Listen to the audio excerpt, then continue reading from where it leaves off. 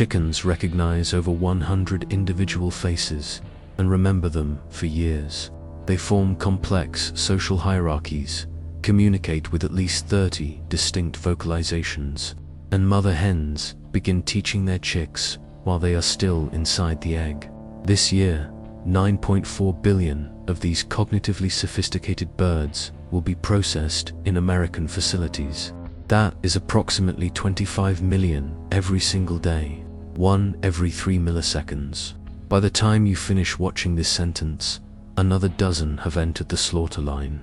What you are about to learn traces a journey most consumers never see from climate-controlled hatcheries to processing plants operating at speeds exceeding 2 birds per second. The science is documented. The scale is staggering. The implications are yours to decide. If this resonates with you, hit subscribe and share this video. What you are about to see matters. In nature, a hen selects a secluded nesting site, arranges soft materials, and settles into a 21-day incubation. She turns her eggs, methodically rotating them 50 times daily to ensure proper embryonic development. Throughout this process, she vocalizes to her developing chicks, who begin responding to her calls days before hatching. The bond forms before the shell ever cracks. In industrial hatcheries, there are no mothers. Fertile eggs arrive from breeder facilities and are loaded into massive incubators, holding tens of thousands of eggs stacked on metal trays. Temperature, humidity, and mechanical turning replace maternal care.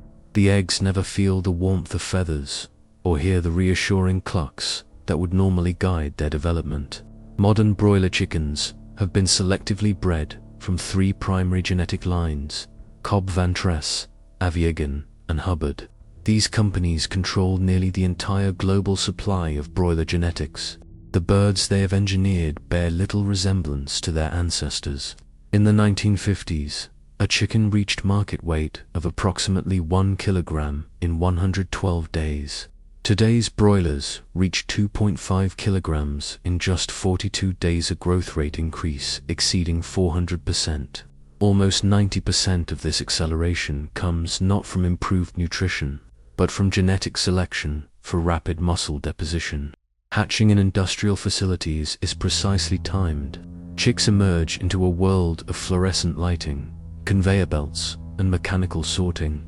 Within hours of breaking free from their shells, they are sex sorted by gender and vaccinated, often through automated systems that process 60,000 eggs per hour.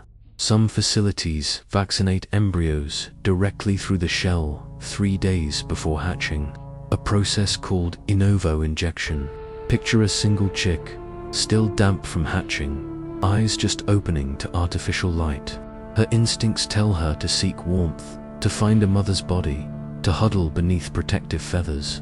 Instead, she drops onto a conveyor belt alongside thousands of others, sorted by mechanical arms, counted by sensors, and loaded into plastic transport containers. Within 12 hours of hatching, before some chicks have fully dried, they are trucked to grout facilities. The journey can span several hours, during which the newly hatched birds receive no food or water. This is standard practice. Industry guidelines consider newly hatched chicks capable of surviving on absorbed yolk nutrients for up to 72 hours. The chicks arrive at broiler houses, long windowless structures typically measuring 150 meters in length and housing 20,000 to 30,000 birds each.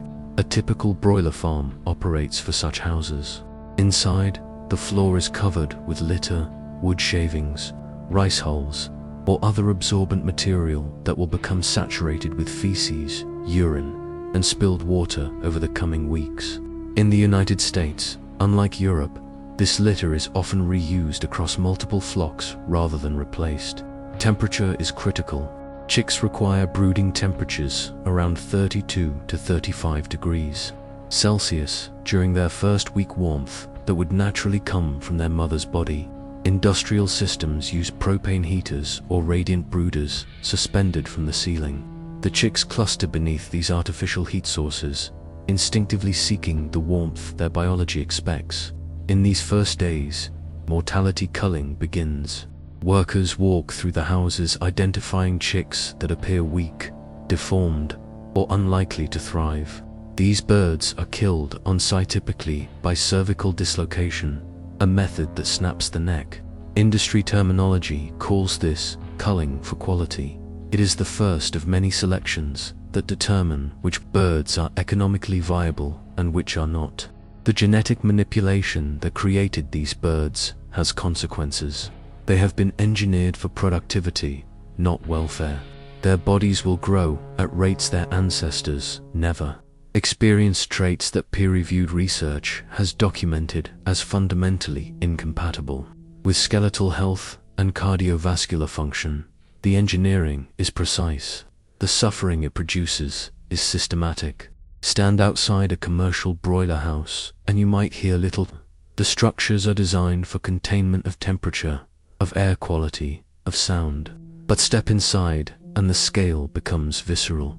20,000 birds occupy a single building. The stocking density in American facilities typically allows each bird approximately 0.6 square meters of floor space, less than the area of a standard sheet of paper. As the birds grow, this space becomes increasingly inadequate. By slaughter age, chickens weighing over 2 kilograms share floor space so limited that natural movement becomes nearly impossible. The air carries the sharp bite of ammonia, byproduct of decomposing fecal matter in the litter. Ammonia concentrations in broiler houses routinely exceed 25 parts per million, the threshold at which respiratory irritation begins.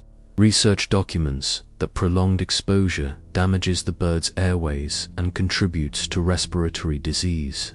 The recommended maximum for worker safety is 25 ppm. The birds live in these conditions continuously for 6 to 7 weeks. In natural conditions, chickens spend approximately 60% of their waking hours foraging, scratching the ground, pecking at insects, exploring their environment. These behaviors are not optional luxuries, but neurological necessities, hardwired through millions of years of evolution. The behavioral repertoire of a chicken includes dust bathing to maintain feather condition, perching to sleep safely, and complex social interactions within established hierarchies. Inside industrial broiler houses, there is nothing to forage, no substrate to scratch, no perches to roost upon, no environmental complexity to explore. The birds exist in barren conditions, where the most stimulating objects are other birds, feed lines, and water nipples. This environmental poverty creates what animal behaviorists term behavioral frustration, the psychological state that emerges when animals cannot express innate behaviors. The consequences are measurable. Birds in barren environments develop stereotypic behaviors, repetitive, functionless movements that indicate psychological distress. They may peck compulsively at other birds, a behavior so common that some producers resort to beak trimming, removing part of the beak using hot blades or infrared light. The industry frames this as preventing injury. Critics note it addresses the symptom while ignoring the cause. An environment so impoverished that birds attack each other out of frustration. As the birds grow, their genetically programmed muscle development outpaces every other system in their bodies. Research published in peer-reviewed veterinary journals documents the biological consequences. The breast muscle, the commercially valuable white meat, grows so rapidly that it shifts the bird's center of gravity forward. They become front-heavy, struggling to maintain balance. Their gait changes. Many develop what researchers call altered walking patterns, compensation strategies for bodies that have become biomechanically imbalanced. The skeletal system cannot keep pace. Bone development requires time that accelerated growth does not allow. Studies indicate that between 26 and 30% of commercial broilers exhibit detectable skeletal problems by slaughter age. Some birds develop leg deformities so severe they cannot reach food or water. These birds die of starvation and dehydration within sight of feeders, not because resources are unavailable, but because their bodies have failed before reaching market weight. The lighting regime compounds these issues. Broiler houses typically maintain near continuous light during the early growth phase, up to 23 hours of illumination daily to maximize feeding time. This disrupts natural circadian rhythms and reduces the rest periods that would normally allow for bone development and recovery. Some facilities have begun implementing darker periods, but the practice remains inconsistent across the industry. Feed conversion efficiency drives the entire system. The industry measures success in pounds of chicken produced per pound of feed consumed. Modern broilers achieve feed conversion ratios approaching 1.7 to 1, meaning less than 2 pounds of feed produces 1 pound of live bird. This efficiency comes from genetics that prioritize meat production above all other biological functions. The birds are, in essence, optimized conversion machines. Water consumption is monitored continuously. Modern systems use nipple drinkers that birds must trigger to receive water, with electronic sensors tracking consumption per house. Deviations from expected water intake often indicate health problems, respiratory disease, heat stress, or systemic infections spreading through the flock. By week 5, the houses become increasingly crowded. Birds weighing over 2 kilograms jostle for space, competing for access to feed lines and water stations. The litter, now saturated with weeks of accumulated waste, becomes the surface on which they spend their entire lives. They sleep on it, they eat on it, they breathe above it. The ammonia continues to build. Walk past a broiler house, and you might see birds sitting quietly through ventilation slats. They appear come resting, perhaps. But veterinary science reveals what observation alone cannot detect: a baseline of chronic conditions affecting significant percentages of every commercial flock.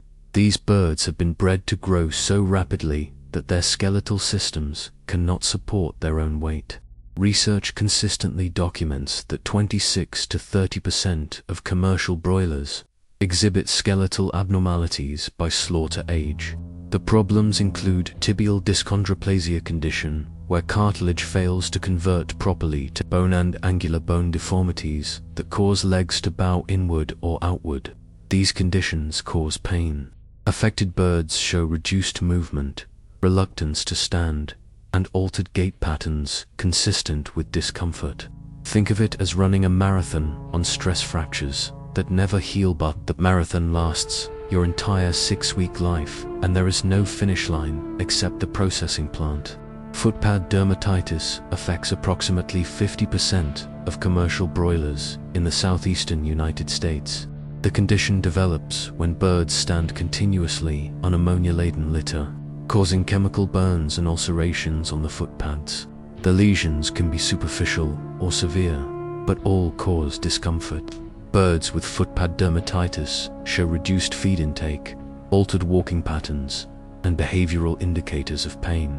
The European Union uses footpad dermatitis as an official welfare indicators, assess feet at slaughter to evaluate farm conditions.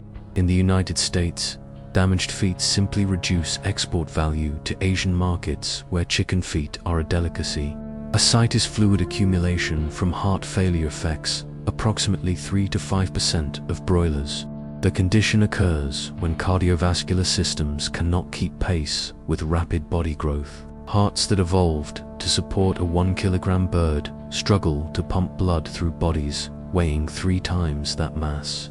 Affected birds show labored breathing, distended abdomens, and reduced activity. Many die before reaching slaughter weight. These conditions persist not from ignorance, but from economic structure. Treatment costs money. Individual birds in flocks of 20,000 have calculated values measured in cents. When medication costs exceed individual bird value, economic logic prevents intervention. Antibiotics flow through these operations, not primarily to treat sick birds, but to prevent the inevitable infections that arise from crowded, ammonia-saturated conditions. The United States uses approximately 80% of its antibiotics in livestock production. Veterinary researchers have documented that this practice contributes to antimicrobial resistance, creating bacteria that human medicine cannot effectively treat. The World Health Organization identifies antimicrobial resistance as one of the top 10 threats to global health. The broiler industry continues practices that scientific consensus links to this growing crisis. What appears as calm in the broiler house is often immobility born of discomfort. Chickens are prey. Animals' evolution taught them to hide vulnerability. Science taught us to measure what behavior obscures. At approximately 6 weeks of age, sometimes as early as 5 weeks, trucks arrive at broiler houses.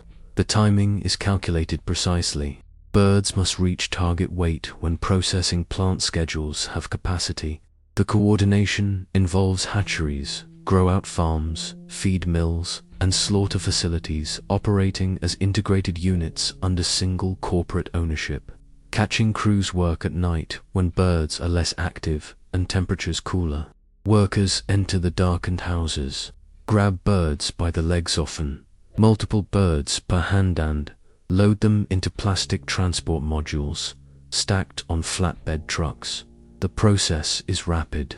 A skilled crew can load an entire 20,000 bird house in a few hours. Speed takes priority over individual handling. Injuries during catching are documented and expected. Research indicates that rough handling causes bruising, dislocations, and bone fractures. Broken wings are common. The industry accounts for this damage. In processing calculations, singed areas are trimmed and discarded rather than sold. The cost of slower, gentler catching outweighs the cost of damaged meat. Inside the transport modules, birds are packed tightly. Space allowances during transport are minimal. Birds cannot stretch wings or change position significantly. The modules stack on open-sided trucks, exposed to weather conditions, heat, cold, rain, wind. The journey to processing facilities can span several hours. The 28-hour law, federal legislation requiring that livestock be unloaded for food, water, and rest after 28 hours of continuous transport, does not apply to poultry. Chickens receive no federal protection during transport. State laws vary, but enforcement is minimal. Birds routinely travel without access to food or water from catching until slaughter. Temperature extremes during transport cause significant mortality. Summer heat in southern states creates trailer conditions that exceed physiological tolerance. Birds on the interior of transport modules, surrounded by body heat from other birds, can experience fatal hypothermia. Winter transport brings opposite risks. Birds on trailer exteriors, exposed to wind and cold, can die from hypothermia. The sound of transport trailers is distinctive. The rush of wind through module openings, the shifting of thousands of birds adjusting to motion they have never experienced. These animals have spent their entire lives in enclosed buildings. The sensory overload of transport, unfamiliar sounds, smells, temperature fluctuations, and movement triggers stress responses documented through elevated corticosterone levels. Research demonstrates that transport stress causes immunosuppression, weakened immune function that makes birds more susceptible to disease. This is considered acceptable loss. Dead on arrival birds are counted, recorded, and factored into production calculations. Industry targets aim to keep transport mortality below 1%. At 9.4 billion birds annually, 1% represents 94 million deaths during transport alone. Trucks queue at processing facilities, sometimes waiting hours before unloading. Birds remain in modules still without food or water while lines clear. The weight is calculated against line speed and labor scheduling. The birds wait because the system processes them, not the reverse. By the time they reach the unloading dock, these birds have experienced the only journey of their lives. They have traveled from enclosed broiler houses to open transport trailers to the concrete aprons of industrial slaughter facilities. The distance may have been 30 miles or 300. The experience is uniformly stressful. The journey ends where the line begins. Processing facilities operate at speeds measured in birds per minute. The largest plants in the United States run lines at 140 birds per minute, more than 2 birds every second. At these speeds, the margin for error is effectively zero. The process begins with shackling. Workers remove birds from transport modules and hang them upside down by their legs in metal shackles attached to moving overhead conveyor lines. The birds, who have never been handled this way, struggle and flap. Many have leg problems from rapid growth. The inverted hanging position places stress on already compromised joints. The shackled birds move through an electrical stunning bather trough of electrified water that their heads pass through as the line advances. The electrical current is intended to render birds unconscious before slaughter. This is the standard method in American poultry processing, used in the vast majority of facilities. The current settings involve calculated trade-offs. Higher currents ensure more effective stunning but cause muscle contractions that rupture blood vessels, creating hemorrhages that consumers find objectionable. Lower currents reduce meat quality issues but increase the risk of inadequate stunning. Industry protocols generally err toward lower settings. Research indicates that electrical stunning in poultry does not consistently produce the same unconsciousness achieved in larger livestock. Studies documented that only a small proportion of electrically stunned chickens develop the brainwave patterns associated with complete insensibility. Some birds may be immobilized and able to move while retaining awareness. After the stunner, birds pass an automated blade that cuts the throat. The blade position is fixed. Birds vary in size. Smaller birds may receive cuts that miss major blood vessels. Larger birds may be cut too high on the neck. Birds that lifted their heads and missed the stunner entirely reach the blade fully conscious. Following throat cutting, birds enter the bleed-out tunneler section of the line where blood drains from severed vessels. The line speed continues. Birds have approximately 90 seconds in this section before reaching the scalding tank. The scalding tank contains water heated to approximately 60 degrees Celsius, hot enough to loosen feathers for mechanical removal. Birds entering this tank should be dead from blood loss. Industry audits acknowledge that some birds, those inadequately stunned and improperly cut into the scalder, alive. These birds are documented in processing records. Industry terminology calls them cadavers or redskins, birds whose blood was retained in tissue because they died from scalding rather than blood loss. The Humane Methods of Slaughter Act, which mandates stunning for livestock, explicitly excludes poultry. Federal law does not require that chickens be unconscious before slaughter. Instead, the industry operates under good commercial practices, guidelines developed by the industry itself. The poultry and egg industry spent $690,000 on federal lobbying in the first months of 2025 alone. Between 2019 and 2023, food and farming interests spent $523 million lobbying Congress on Farm Bill provisions, more than half from agribusiness and trade groups. This is documented in public disclosure reports filed with the federal government. The National Chicken Council, representing companies processing over 95% of American broilers, has consistently opposed regulations that would extend Humane Slaughter Act protections to poultry. Their stated position: electrical stunning, as practiced, is effective and humane. Independent research presents more nuanced findings. In February 2025, the Department of Justice filed a civil antitrust lawsuit against AgriStats, Inc., alleging the company organized anti-competitive information exchanges among broiler producers. Participating processors account for more than 90% of chicken sales in the United States. The complaint alleges that AgriStats collected and distributed competitively sensitive information related to price, cost, and output information that companies allegedly use to coordinate pricing while harming consumers, workers, and contract farmers. Previous settlements in related litigation have exceeded $200 million. Multiple companies, including Pilgrim's Pride, have faced federal criminal charges for price fixing, with fines exceeding $100 million. Meanwhile, ag laws in multiple states criminalize undercover documentation of agricultural facilities.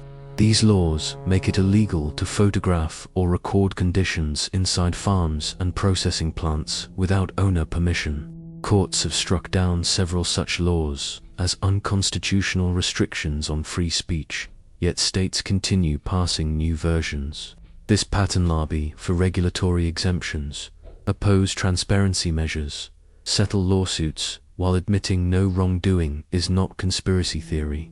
It is documented in court records, lobbying disclosures, and federal enforcement actions. The question is not whether the industry influences the rules governing its operations. The question is the extent to which consumers understand those rules before purchasing products. Look around you right now. Within arm's reach, there are likely 3 to 5 items containing chicken byproducts materials you would never associate with poultry. The processing plant separates commercially valuable cuts breast meat, thighs, wings, drumsticks from everything else. The everything else constitutes approximately 35 to 40% of each bird's live weight. Feathers, blood, bones, organs, feet, heads, and intestines. In an industry processing 9.4 billion birds annually, this represents billions of pounds of material requiring disposal or repurposing. Feather meal demonstrates the industry's efficiency at extracting value. Chicken feathers are primarily keratin, the same protein in human hair and nails. After high-pressure, steam processing, feathers become a protein-rich meal used in livestock feed, organic fertilizers, and even experimental bioplastics. Researchers at USDA facilities have developed processes using chicken feathers to create biodegradable plastics, circuit board components, and insulation materials. The circuit board in your phone may contain compounds derived from chicken feathers. The insulation in your walls might incorporate keratin fibers. Cosmetic products frequently contain keratin extracts, and that keratin comes from somewhere. Blood, meal processed from the blood collected during slaughter, contains approximately 80 to 90% protein. It serves as a nitrogen source in organic fertilizers and appears in animal feed formulations. The blood that drains into processing plant collection systems becomes agricultural input for other industries. Rendered chicken fat finds uses across multiple sectors. Higher grade fat enters animal feed as an energy source. Lower grades become biodiesel feedstock, industrial lubricants, or ingredients in personal care products. The soap in your bathroom may contain fatty acids derived from chicken rendering. Chicken feet considered waste in American markets are a delicacy in Asian cuisines. The United States exports hundreds of millions of dollars worth of chicken feet annually to China and other countries. Domestic birds with footpad dermatitis, the condition that affects approximately half of commercial broilers' produce feet, unsuitable for export. These damaged feet become protein meal instead. Even the bones have value. Ground into meal, they provide calcium and phosphorus for animal feeds and fertilizers. Collagen extracted from chicken bones appears in supplements, cosmetics, and pharmaceutical preparations. The chicken nugget you ate last week involved a bird whose body was completely utilized. Nothing was wasted. Everything had economic value. The efficiency is remarkable. The scale is nearly incomprehensible. And every product derived from that bird carries the conditions of its production invisibly embedded within it. You have now witnessed the journey, from industrial hatchery to processing line, from genetic manipulation to systematic efficiency, from scientific documentation to economic calculation. The 9.4 billion chickens processed annually in the United States do not experience this journey as abstractions. They experience it in bodies engineered for productivity that fail under their own growth rates. They experience it in environments so barren that behavioral science can measure their psychological frustration. They experience it in transport modules without food or water, in stunning baths calibrated for meat quality over welfare. In processing lines moving faster than intervention is possible. This is not an aberration. This is the system operating exactly as designed. But systems can change. Consumer preferences have already shifted egg production toward cage-free operations across major retailers. Corporate commitments to improved chicken welfares, lower growing breeds, lower stocking densities, better environmental enrichment have been secured by advocacy organizations with implementation deadlines approaching. The trajectory is not inevitable. Every purchase is a choice. Every choice aggregates into market signals. Every market signal influences the calculations that determine how 4 billion birds will live and die next year. You can learn more. Organizations documenting conditions in animal agriculture have resources available. Scientists publishing research on animal welfare need public engagement to translate findings into policy. Legislators considering agricultural reform need constituent voices supporting change. The animals in this system cannot advocate for themselves. They cannot organize, petition, or vote. They experience the consequences of our choices without any ability to influence them. What happens next is up to you. If this video changed your perspective, share it. Subscribe for more investigations into the systems shaping our food. The animals cannot speak for themselves. We can speak for them.